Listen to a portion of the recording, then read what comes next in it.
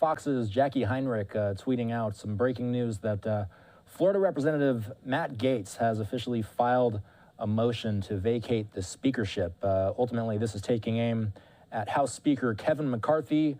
We're racking the tape right now. We are going to play it back. We have it right here on LiveNOW. Take a listen to Matt Gaetz speaking on the floor of the House just moments ago. 2A1 of Rule 9, I rise to give notice of my intent to raise a question of the privileges of the House. The gentleman will state the form of his resolution. Declaring the office of Speaker of the House of Representatives to be vacant. Resolved that the office of Speaker of the House of Representatives is hereby declared to be vacant. Under Rule 9, a resolution offered from the floor by a member other than the majority leader or the minority leader as a question of the privileges of the House has immediate precedence only at a time designated by the chair within 2 legislative days after the resolution is properly noticed. Pending that designation, the form of the resolution noticed by the gentleman from Florida will appear in the record at this point. The chair will not at this point determine whether the resolution constitutes a question of privilege. That determination will be made at the time designated for consideration of the resolution.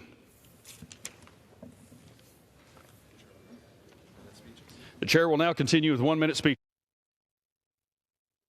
Now, you're listening in there. That was Representative Matt Gaetz of Florida officially giving ultimately what we are hearing from our Fox correspondent, Jackie Heinrich. She said just now, Matt Gaetz filing a motion to vacate the speakership. Again, this is a Republican representative out of Florida filing a motion to vacate a Republican Speaker of the House and Kevin McCarthy. Of course, this is all in response to the government shutdown deal that was ultimately agreed upon yesterday.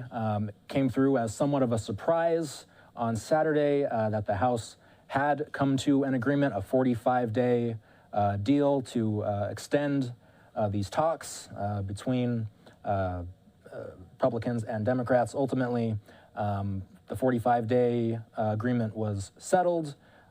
Representative Gaetz has been very vocal throughout these past 24, 48 hours, saying that he did intend to target Speaker McCarthy. We do have footage of Gaetz speaking on the floor of the House earlier today. He alluded to the fact that he would possibly be filing for this type of motion. Let's listen in to Matt Gaetz as he was speaking earlier today on this same issue. Take a listen. This is from earlier this morning. I rise to raise a question. What was the secret side deal on Ukraine? House Democrats and President Biden have said that as Speaker McCarthy was asking Republicans to vote for a continuing resolution so as to avoid having to take the Senate's plus up in Ukraine money, that the Speaker of the House was actually cutting a side deal to bring Ukraine legislation to this floor with President Biden and House Democrats. So let me get this straight.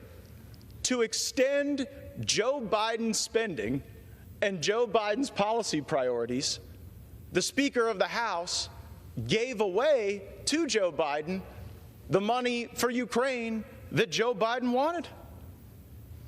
It is going to be difficult for my Republican friends to keep calling President Biden feeble while he continues to take Speaker McCarthy's lunch money in every negotiation. The Speaker of the House has responded to these reports of a secret side deal on money for Ukraine, opaquely stating that he still wants to fund Ukraine and our border. I have a few replies to this statement. First, the Speaker's statement confirms the existence of a secret deal.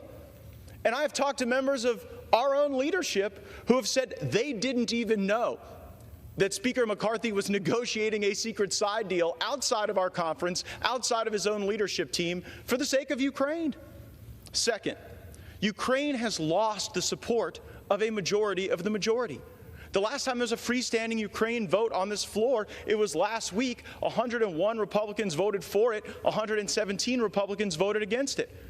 According to the Hastert rule, which Speaker McCarthy agreed to in January, you cannot use Democrats to roll a majority of the majority, certainly on something as consequential as Ukraine. So for all the crocodile tears about what may happen later this week about a motion to vacate, working with the Democrats is a yellow brick road that has been paved by Speaker McCarthy, whether it was the debt limit deal, the CR, or now the secret deal on Ukraine. Third, this is swampy log rolling. The American people deserve single subject bills.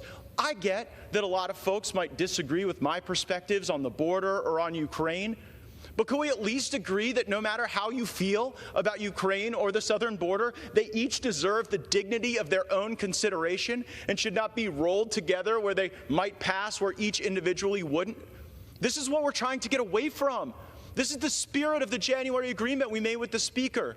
No more lashing these disparate issues together so that the American people's interests are subjugated here on the floor of the House. You know how we should stand up for our border? Demand that the United States Senate take up our single subject appropriation bill that funded the border. It created Republican unity. We voted for it. It has the policy demands that the continuing resolution that Speaker McCarthy advocated for on this floor did not. Our DHS funding bill requires E-Verify. And then hours later, after we passed that, the Speaker wanted us to vote for a continuing resolution that didn't include E-Verify. Retreat is never a strategy to win anything. So, Mr. Speaker, just tell us, what was in the secret Ukraine side deal? What commitments were made to President Biden to continue the spending of President Biden in exchange for doing things for President Biden? It is becoming increasingly clear who the Speaker of the House already works for, and it's not the Republican conference. Mr. Speaker, I would ask that these questions be answered soon, because there may be other votes coming today or later this week And that was Matt Gaetz speaking earlier today. We do have a live feed of Matt Gaetz speaking to reporters right now. We want to dip into that. This is live. Democrats about this. If it were serious, you'd be trying to convince them. Look, I have made no deal with Democrats because I believe that Democrats should vote against Kevin McCarthy for free. It's Kevin McCarthy who's out there offering deals to Democrats. So if there's a deal made with Democrats, the only deal is to make one with McCarthy, because I'm not offering anything and won't offer anything. And by the way, if the Democrats want to own Kevin McCarthy, they can have it. Because one thing I'm at peace with is when we stand here a week from now, I won't own Kevin McCarthy anymore. He won't belong to me. So if the Democrats want to adopt him, they can adopt him. If you're successful, who would be your alternative? Who would you be putting up there if you're successful? Look, our number 2 is Steve Scalise. I think very highly of Steve Scalise. I would vote for Steve Scalise. I would probably vote for at least 100 Republicans in our caucus and maybe 100 other Americans out there who wouldn't necessarily need to be a member of the body to be considered for the speakership. But I am not going to pass over Steve Scalise just because he has blood cancer and is going through treatment. What would you say to members who have worked so hard to try and get these appropriation bills through? That's finally happening. Now they say they don't want to be distracted from that. What do you say to those members who don't want to vote against McCarthy for that reason? Well, mostly I would say you're welcome, because we weren't endeavoring on the appropriations process earnestly until we held a political gun to the Speaker's head last week. We left for a 6-week vacation, and we'd only passed one of our appropriations bills, the Veterans Bill. If Kevin McCarthy was serious about appropriations, we'd have been here all of July, we would have been here in August, and we would have been doing the people's work, passing their budget. The American people are tired of Washington, D.C. not having a budget, running $2 trillion annual deficits, sitting atop a $33 trillion debt. And if this country's going down, I'm going down But flight. it is happening now. I'll give you a follow-up. I mean, it's happening now, right? Y'all were supposed to be back home in your districts. That hasn't happened. There are appropriation bills on the calendar. I know it might have taken a while to get here, but you're here. And so what do you say to your colleagues who say we can't support this because we want to get this done, we want to get the government funded? Well, I would suggest if we were real serious about that process, we wouldn't be having 4-day work weeks. I mean, we started votes tonight at 6:30 p.m. on a Monday. most Americans don't start work at 6:30 p.m. on a Monday and end a few hours later, right? So I don't believe that the level of effort that you're seeing out of the Congress this week is reflective of the momentum that we had built previously. But you're going to need Democrats to vote with you to oust McCarthy, and you're criticizing McCarthy for having to potentially need Democrats to keep him in the job. I mean, aren't you pretty much doing the exact same thing here? Mono, the yellow brick road of working with Democrats has been paved, constructed, engineered, and architected by Kevin McCarthy. Look no further than the debt limit deal, a deal he passed with Democrats. Look no further than the last continuing resolution, which he passed with Democrats. And by the way, if he's able to stay in power, it will be him working for the Democrats, continuing to do their bidding. So this is a revealing exercise, and I think it'll show the country who's really in charge. Just to follow up on that, though, most Republicans still do support McCarthy. So why bring this up if you don't have the support of most of your conference? Well, he doesn't have my support anymore, and he doesn't have the support of a requisite number of Republicans to continue as the Republican Speaker. Now, he may continue as the House Speaker, and he may continue as a Speaker of the Democrats and some sort of uniparty coalition, but he is not going to be a Speaker in power as a consequence of Republican votes based on the number of people who are going to be with him. Mr. Gaetz, is this like a personal disagreement you have with McCarthy, or is this solely just on? You know, it's so funny that I come out here, and I've been doing this for a great number of days with all of you, and I lay out in Technicolor the specific areas of breach of the agreement: breaching the 72-hour rule, breaching the suspension rule, blowing past the top lines, not passing single subject spending bills, and yet the McCarthy operation continues to try to make this some sort of personal beef. No one seems to be real eager in engaging me on the substance of my argument, which is that we need single subject spending bills, we need to return to pre-COVID spending. But some people try to make every policy disagreement personal because they are so personally embarrassed from their own failures. And so this has nothing to do with a personality. This has to do with breach of an agreement. I laid that breach out weeks ago. I stood on the floor. You all covered it. And I said, these are the areas of breach. They have to be rectified. Instead of getting any sincere effort to resolve that, you know, we heard the speaker's profanity and his bluster, and that's simply not strong leadership. Do you believe that? I'll go to Rachel next. Mr. Gaetz, are you concerned that some conservatives who agree that McCarthy is in breach of these promises he made in January are not backing your effort? People like Chip Roy, Byron Donalds, Thomas Massie, obviously somebody who tried to oust Boehner, says that this could backfire conservatives. Are you worried about that pressure and that fracture in conservatives actually undercutting you? Chip Roy and Thomas Massie, we all want to get to the same place. We all want to have less spending. We want to return to the budget process that is in law. And I hold no ill will toward them if they make a different tactical choice than I've made. So if my dear friends who I agree with on almost everything, Mr. Roy and Mr. Perry and Mr. Massie, want to own Kevin McCarthy, then that can be their choice, and they can make whatever choice they'd like. Does Trump support this effort? Does Trump support this effort? You have threatened that if you fail, you will continue to call up. That question's already been asked. Mr. Gaetz, do you believe that your fellow Republicans who vote in favor of Kevin McCarthy should receive primary challenges in the 2024? Oh, listen, some of them, but certainly not all of them. There'll be a number of great conservatives and friends of mine who do vote with Speaker McCarthy. I don't have confidence in him anymore, and I think a requisite number of Republicans have lost confidence, such that the only way he'll be able to stay in power is by working for the Democrats. I'm sorry, I'm going to try to go to people that haven't had a chance to ask a question. Congressman, yes, go ahead, ma'am. Congressman, so you are saying, that you don't trust Kevin McCarthy. A number of Democrats right now are saying the same thing, that they don't trust him. They the one thing we have in common is he's lied to all of a them. handshake deal right now. If you were to move forward, if there were to be any kind of agreement, what would that look like, and what would you need to see from the Speaker at this point? I think the die is cast based on the motion I just filed. I think the time for that discussion would have been over the last several weeks, but instead we saw the Speaker continuing. The Speaker did not just fail to remediate the breach of the agreement he made with us in January, he accelerated the instances of breach. Like, after I laid out the breach, he went and violated the 72-hour rule. After I laid out the breach, he violated the $100 million no amendment suspension rule. So he seems to be reverting to the very unfortunate muscle memory of Washington, D.C., that has put our nation atop a $33 trillion debt, that has led to $2 trillion annual deficits in our near future, and the rapid global de-dollarization of the economy. You look at the BRICS system, Brazil, Russia, India, China, South Africa, they're moving away from the dollar. And just in August, they added 6 new countries, including G20 economies in the Western Hemisphere and Gulf monarchies. Moreover, you saw U.S. News say that the #1 economic trend of 2023 is de-dollarization globally. This worries me. You all get all worked up that there's going to be some uncomfortable, chaotic moment, that I'll feel pressure from conservatives or Democrats or whomever. I feel the judgment of history. I feel the weight of that. I worry that when the history books are written about this country going down, that my name is going to be on the board of directors here. And if this country's going down, and if we're losing the dollar, I am going down fighting.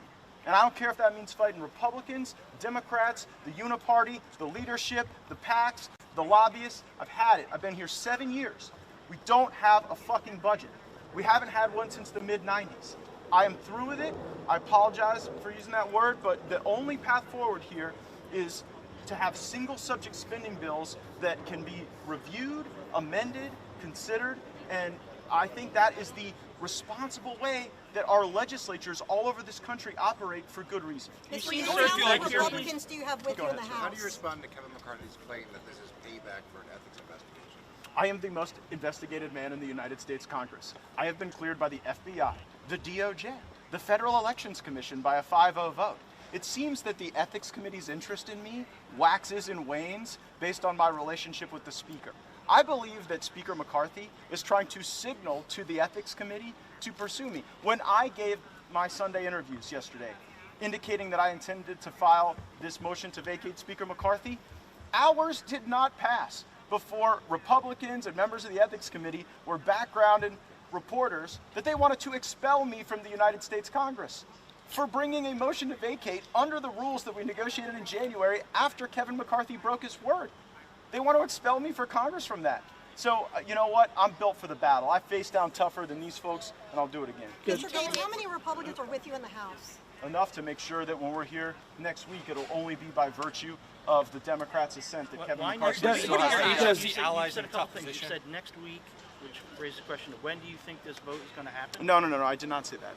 I think you're misquoting me. I don't think anyone else heard that. I heard you say next week. Okay, well, I'm speaking this way and you're back behind me. So are. the way the rule works, now that I have filed this privileged motion, within the next 2 legislative days, a determination must be made as to the privilege of that motion, and then my motion will be subject to secondary motions. I know this is riveting for all your viewers, such as a motion to refer or a motion to table. I would expect one of those secondary motions, and we'll see what the Democrats decide. Does Trump support your effort? You can ask him. I'm sure he's dying to get your call. Mr. Gaetz, we were just talking to Congressman Fitzpatrick up there, and he said that this effort by you to oust McCarthy is going to lead to a government shutdown. It's going to back up floor action on the appropriations process. You've been pushing for regular order 12 appropriation bills. Are you concerned that this effort will stymie the appropriations? That is such a ridiculous argument. We took 6 weeks off and moved no bills off the floor of the House of Representatives, facing a government shutdown without a budget, with the Speaker in breach of his top-line agreement on spending. So don't tell me after a 6-week vacation that me forcing a vote in 2 days is going to freeze the floor of the House of Representatives. That is such a laughable claim. It does not pass the straight face test. Mr. Trump is ultimately saying that, Mr. McCarthy said very nice things about him. Has he conveyed that to you? Have you tried to... Without getting too much into my private conversations with President Trump, that was most certainly not the sentiment he shared with me. Yes, ma'am. I'm sorry, it's her question. People are talking about your motion to vacate and the spending I've heard. as raising your profile ahead of a 2026 gubernatorial race. What is your response to that? I have no plans to run for governor. At all? At all. How about Senator? Not only do I have no plans to run for senator, I would not serve in the Senate if I was the last Floridian. If I want to go to a retirement community, I'm going to the villages, not the United States Senate. Would you say the same thing about the governor seat? I would probably have less negative views about the governorship than about the Senate, because I think Tallahassee is a lot more lovely than Washington. Congressman, what makes you convinced that if you get rid of Speaker McCarthy, things will be better if it's been the same for the past 7 years? It's really something I prayed about a lot and thought about a lot, because in a way, Kevin McCarthy is kind of pitiful. He's the product of a corrupt system that rewards people who collect large sums of special interest money and then redistribute that money in exchange for political loyalty and political favors. And I've prayed and I've hoped that someone emerges out of this historic process who has greater vision and greater clarity and greater trust in the conference and more integrity. But it's not a certainty. Have you talked to anyone to gauge their interest on becoming Speaker if McCarthy is I've ousted? had a number of people call me sua sponte to express their own interest. Really? Can you name it? I could, but I'm not going to. Will you oppose? Because I'm going to keep their confidence. Will you oppose, and your allies who oppose Kevin McCarthy, will you block or vote against every Republican rule if he remains Speaker? I haven't contemplated that. Do you think the Republicans? I will tell you this. I voted for the rules to get our approach bills to the floor, and I voted for those bills. Do you think Republicans deserve to be back in the majority next year? Absolutely. Why? I mean, it's not really something voters would think about, that you guys are functional up here by this kind of fight. Well, I mean, Manu, the big fight so far has been me introducing a motion to have a vote on whether or not Kevin McCarthy still has the confidence of the members of the House of Representatives. That's a very different thing than your third grade teacher trying to tell your kid what gender they are. So I think that we deserve to be in the majority in large part based on the unacceptable option that is the alternative. Are you concerned that this is going to frustrate some of your fellow Republicans to the point where they may want to raise the threshold to oust the Speaker at some point? That's everyone's prerogative. Anyone can offer a change to the rules at any time. How do you square Trump saying one thing to you and then saying something different publicly? Tradition, mostly. So does he matter to this debate? No, this is, I love the president. He's the leader of our party. He's going to be president again. And the way I look at it is I'm trying to do a little house cleaning before he arrives. But he did have a big impact during the Speaker's race the first time. 15 ballots. We know Trump was calling members on the floor that night. Well, calling is not the same as impact. Do you think he's going to come in? I wouldn't conflate those two. You don't think he persuaded members to vote to support McCarthy that night? McCarthy credited him for winning the speakership. It's fascinating. Congressman, it seems like you're sort of throwing away your leverage. You're Well, saying he I can appreciate be your Democrats. commentary. It seems like that you're saying. Was there a question there, or were you just? You're saying Which he McCarthy can be office do you work Democrat in? speaker. You're saying he can be the speaker for Democrats and for Republicans that you disagree Well, that's because with. Kevin McCarthy believes in nothing. And when you believe in nothing, everything is negotiable. Right? If you have no core principles, all you care about is holding on to the job and the power, you'll make a deal with anybody.